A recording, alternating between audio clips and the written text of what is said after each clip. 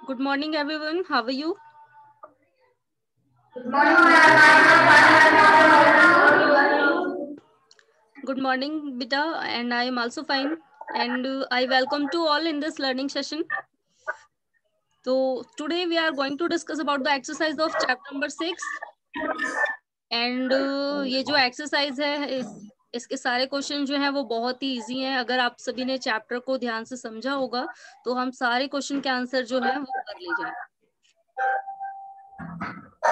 चलिए तो अभी आते हैं हम लोग एक्सरसाइज पे।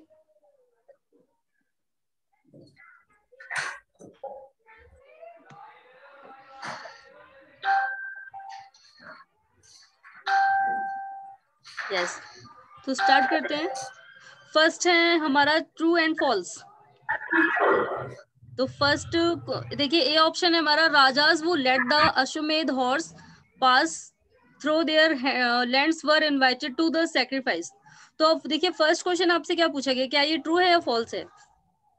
तो जो भी राजा अश्वमेध यज्ञ करता था और जहां पर भी वो घोड़ा जाता था उस किंग को सैक्रिफाइस के लिए, दैट मीन्स लड़ने के लिए इनवाइट करना होता था राजा के पास। तो यानी कि अश्वमेध घोड़ा जहां जहां भी घूमने गया, क्या उन राजाओं को राजा से लड़ाई करनी पड़ती थी। यस, कौन बताएगा इसका आंसर, ये ट्रू है या फॉल्स है।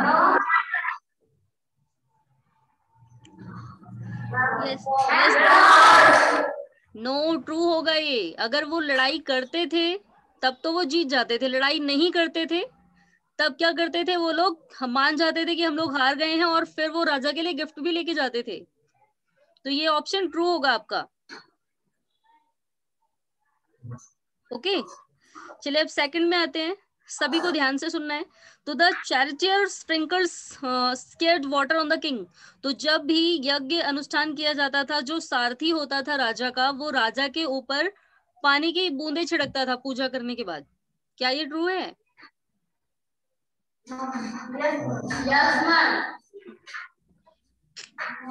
चलिए, ये ऑप्शन ट्रू है।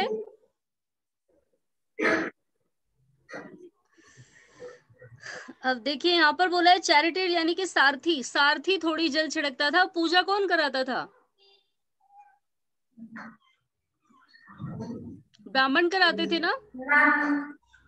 यस, ब्राह्मण कराते थे। तो यानी कि पूजा कर, जब वो पूजा कराते थे तो वो जो जल छिड़कने का काम होता है उसको उसको करने के लिए वो सारथी को बुलाते थे, नहीं खुद ही तो छिड़कते थे। तो ये ऑप्शन क्या हो जाएगा हमारा, फॉल्स। चलिए अब थर्ड है हमारा, archaeologist have found palaces in the settlement of जनपद। तो हमारे आर्कियोलॉजिस्ट को महाजनपद के पैलेसेस मिले हैं, महल मिले हैं, और उन महल को देख कर की करके हमारे आर्कियोलॉजिस्ट ने हमें बताया है कि जनपद में राजा भी रहते थे। तो क्या ये ट्रू है, इसमें सभी कंफ्यूज होने वाले हैं। यस, इज इट ट्रू और फॉल्स।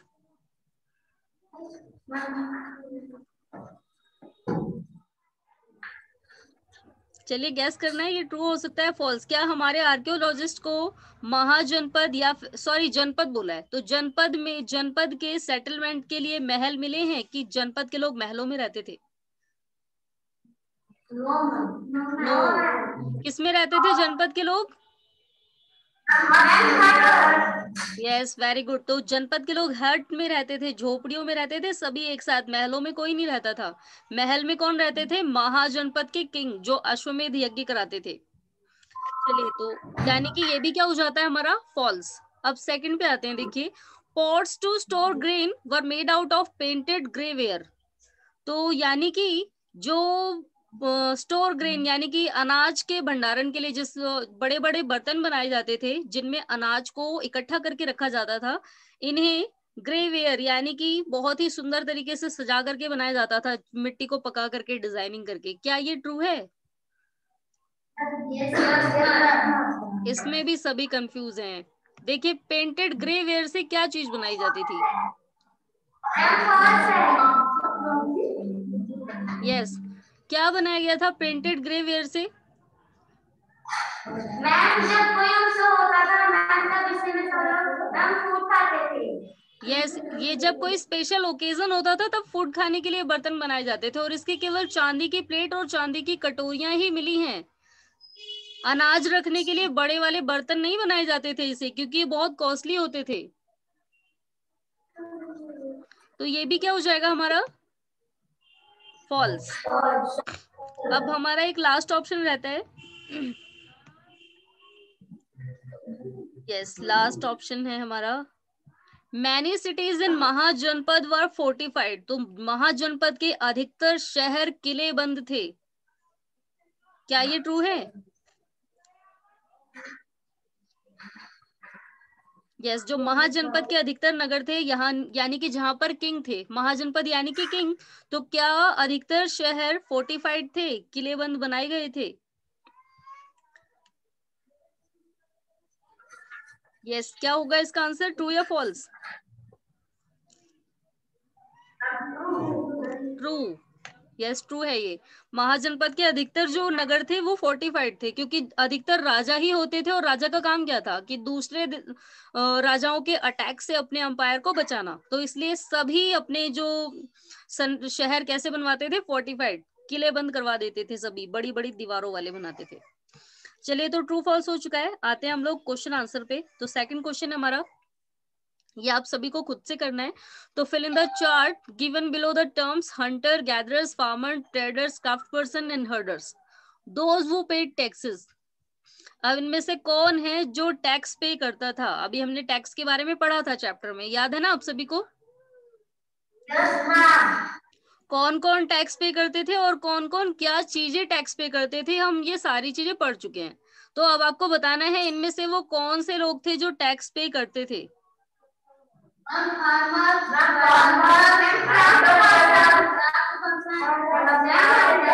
सभी सभी पे करते थे ना, या इसमें से कोई रहता है? सभी पे करते थे। हंटर गैदरर्स भी पे करते थे, और हमसे पूछा भी था कि हंटर गैदरर्स क्या पे करते होंगे, तो वो कंदमूल वगैरह पे करते होंगे। फार्मर्स क्या करते थे, अपनी उपज का 1/6 पार्ट देते थे। ट्रेडर्स जो व्यापार करने जाते थे, ये भी व्यापार के रूप में कुछ चीजें देते थे। क्राफ्ट पर्सन क्या करते थे, ये एक दिन यानी कि पूरे मंथ में एक दिन राजा के लिए काम करते थे। हर्डर्स क्या करते थे, जानवरों को चराने वाले, ये अपने एनिमल प्रोडक्ट का कुछ हिस्सा राजा को देते थे। तो यानी कि ये सारे ही हैं, those are the person that pay taxes to the king. ये सारे ही ऐसे पर्सन है जो राजा को टैक्स दिया करते थे। तो ये तो सबसे इजी क्वेश्चन है, सभी का नाम लिखना है यहाँ पर। चलिए अभी नेक्स्ट क्वेश्चन पे आते हैं हम लोग, क्वेश्चन नंबर 3। तो वो were the groups who could not participate in the assemblies of the गण। तो अभी हमने गण और संघ के बारे में पढ़ा था, तो अब आपको ये बताना है, देखते हैं कौन बताता है सबसे पहले इसका आंसर। तो कौन वो लोग थे जिन्हें असेंबली में पार्टिसिपेट करने नहीं दिया जाता था?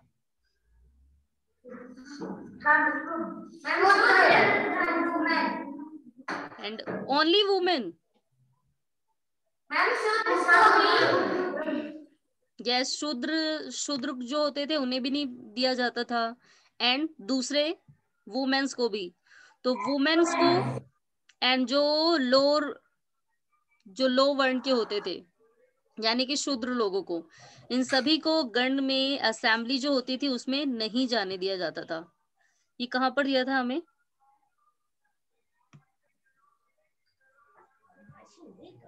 यस, देखिए कौन कौन नहीं जाता था, वुमेन, दास एंड कमकार। तो आपको इन्हीं तीनों के नाम लिखने हैं। तो वुमेन, दास, कमकार could not participate in this assembly. ना तो वुमेन्स जाती थी, ना दास दासी जाते थे, ना कमकार जाते थे। तो ये तीनों ऐसे लोग थे जो गण और संघ की असेंबली में नहीं शामिल होते थे। चलिए अभी हम आते हैं नेक्स्ट क्वेश्चन पे। यस, नेक्स्ट क्वेश्चन आपसे पूछा गया, why did the rajas of Mahajanapada build fort. तो महाजनपद के राजा किले क्यों बनवाते थे?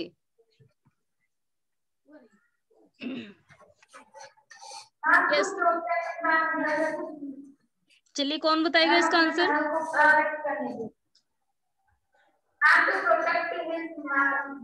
प्रोटेक्ट करने के लिए। Yes Mahak, now you tell. Rajas of Janpad gave force to protect his palace and also to protect his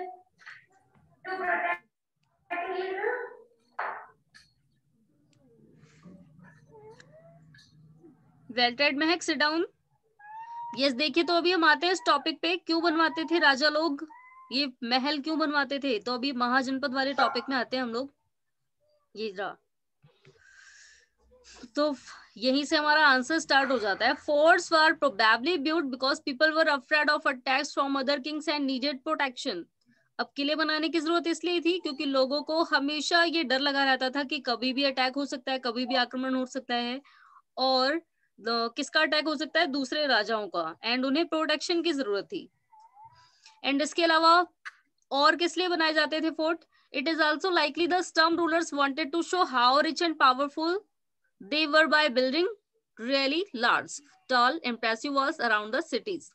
तो देखिए, कुछ राजा ऐसे थे जो ये दिखाना चाहते थे कि अरे हम तो सबसे ज्यादा पावरफुल हैं, हमारे जितना ताकतवर कोई भी नहीं है, और इसलिए वो अपने किले की दीवारें ज्यादा मजबूत बनवाते थे। तो ये ऐसे कारण थे जिनकी वजह से किंग क्या करते थे, अपने किले बनवाते थे, बहुत ही मजबूत किले। ओके, तो forts was probably built because people afraid of attacks from other king as needed protection, and it is also likely that some rulers wanted to show how rich and powerful they were by building really large, tall and impressive walls around their cities। Okay, चलिए तो अभी next question पे आते हैं हम, question number 5।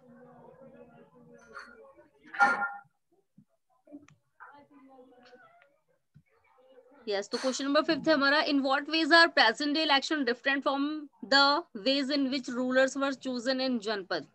तो जनपद में जो किंग को चुनने की जो प्रोसेस थी वो आज के इलेक्शन टाइम के यानी प्रेजेंट टाइम इलेक्शन से किस तरह डिफरेंट है। कौन बताएगा इसका आंसर। आज के टाइम पे कैसे राजा को चुना जाता है और महाजनपद में कैसे, सॉरी जनपद में कैसे चुना जाता था। Yes Mahak. In present day, we elect our leader by voting. Yes. In which person is really doing which person is doing very sacrifice and which is very so he chooses his ruler। Very good Mahak, very good, sit down. तो देखिए present time में क्या होता है, present time में we all have to right to vote, हमने सभी के पास वोट डालने का अधिकार है, and we all choose our representative by voting.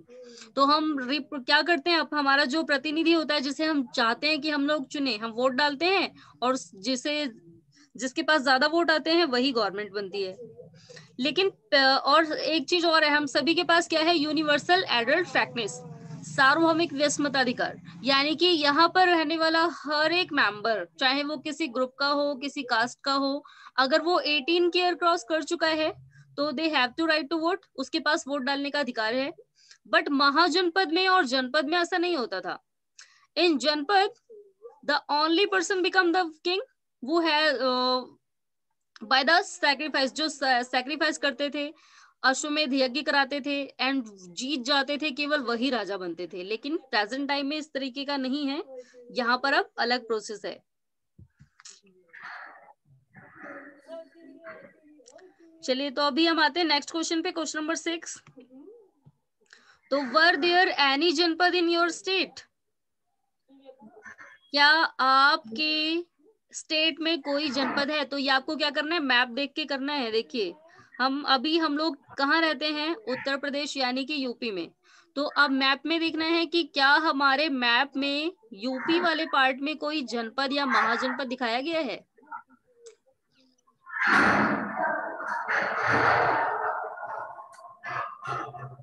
Yes, ये रहा।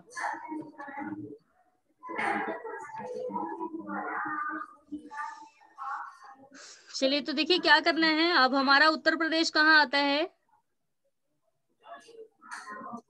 और यहाँ पर वो कौन सा स्टेट है आपको ढूंढ के लिखना है। ठीक है,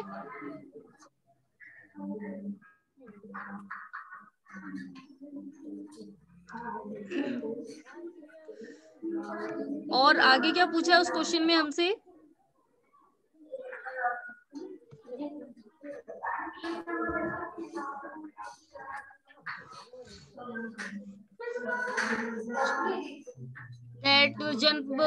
आगे क्या पूछा है देखिए, if not name the janapada that would have been closest to your state. अगर कोई जनपद नहीं है तो आपको क्या लिखना है, जो आपके स्टेट से क्लोजेस्ट है, आपके स्टेट के करीब, उसका नाम लिखना है। And mention whether they were to the east west north and south, और ये भी लिखना है कि वो आपके एरिया से ईस्ट वेस्ट नॉर्थ साउथ कहाँ पर है। ओके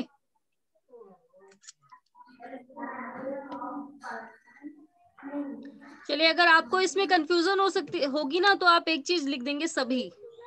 कहाँ ढूंढा गया था, एक जनपद हमें बताया था इंद्रप्रस्थ, कहाँ पर है वो, दिल्ली में, पुराना किला के पास बताया था ना। तो आप लोग इसका नाम लिख सकते हैं। जैसे अगर मान लो आपने इसका नाम लिख दिया नहीं, अगर आप एग्जैक्टली नहीं फाइंड आउट कर पा रहे तो नो लिख देंगे।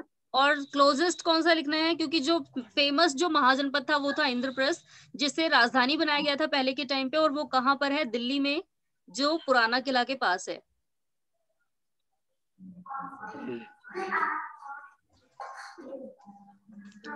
अब 7th क्वेश्चन आपको नहीं करना है, इसे कट कर दीजिए, क्योंकि 2nd क्वेश्चन आपसे दोबारा पूछा गया है। यहाँ पर कौन से लोग थे जो टैक्स पे करते थे। अब ये पूछा है इसमें से कौन से लोग हैं जो आज भी टैक्स पे करते हैं। तो हर्डर्स, हंटर गैदरर्स नहीं करते हैं, फार्मर भी करते हैं, ट्रेडर्स भी करते हैं। देखिए फार्मर, यस फार्मर भी तो करते हैं, आज के टाइम पे टैक्स पे नहीं करते वो लोग। तो फार्मर करते हैं, ट्रेडर्स भी करते हैं, क्राफ्ट पर्सन भी करते हैं। ना तो हर्डर्स करते हैं ना हंटर गैदरर्स करते हैं। तो ये दो लोग हैं जो अब नहीं करते। तो अगर आप 7th का आंसर करेंगे भी तो इन दोनों को कट करके बाकी ये तीनों लिखना है इनका नाम। वैसे फिलहाल वो जरूरी है नहीं वो क्वेश्चन। चलिए अभी हम आते हैं नेक्स्ट क्वेश्चन पे।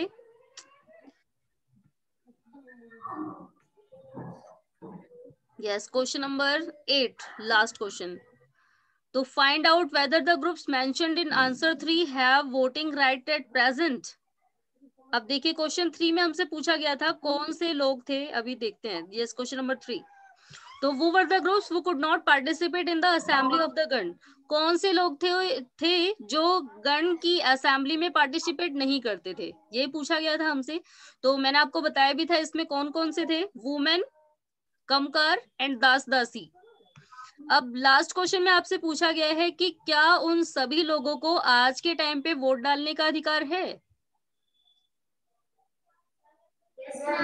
यस, वो आज क्या है, तो आप क्या लिखेंगे, yes, because we follow the universal adult franchise, क्योंकि हम सभी सार्वभौमिक व्यस्त मताधिकार यूज करते हैं, एंड जिसकी वजह से the all Indian have to right to vote. सभी भारतीयों के पास या सभी लोगों के पास वोट डालने का अधिकार है। ओके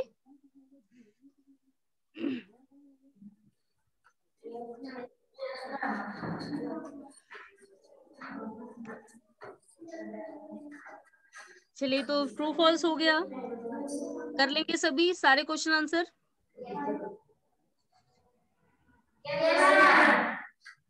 तो फर्स्ट है true false, second question number 2 आपको ये फिल करना है।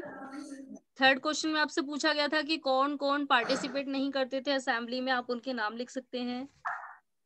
4th में आपसे पूछा गया था कि महाजनपद के जो किंग थे वो किले क्यों बनवाते थे, तो इसका भी आंसर हम लोग डिस्कस कर चुके हैं। 5th क्वेश्चन, इसको थोड़ा आपको अपनी तरफ से भी लिखना है। तो प्रेजेंट डे में क्या होता है और पहले के टाइम पे क्या होता था, ये चीजें बतानी है।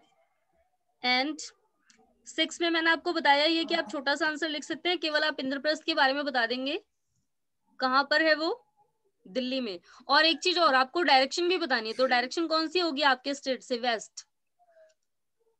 ओके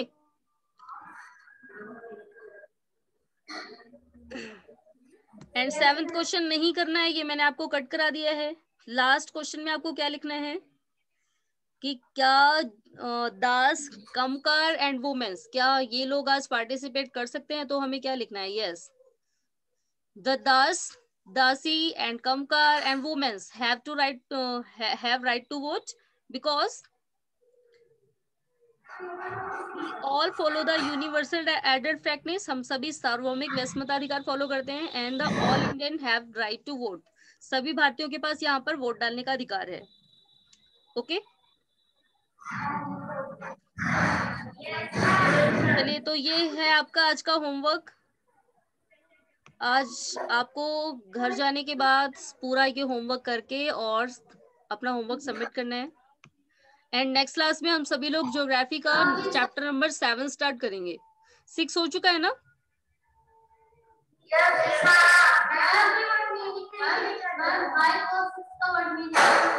ओके ओके बेटा, मैं भी 5, 6 की वर्ड मीनिंग आपको सेंड कर दूंगी और फिलहाल एक बार आप सर से भी बोल देंगे, ठीक है? क्योंकि टाइप है सारी, आपको भेजनी है।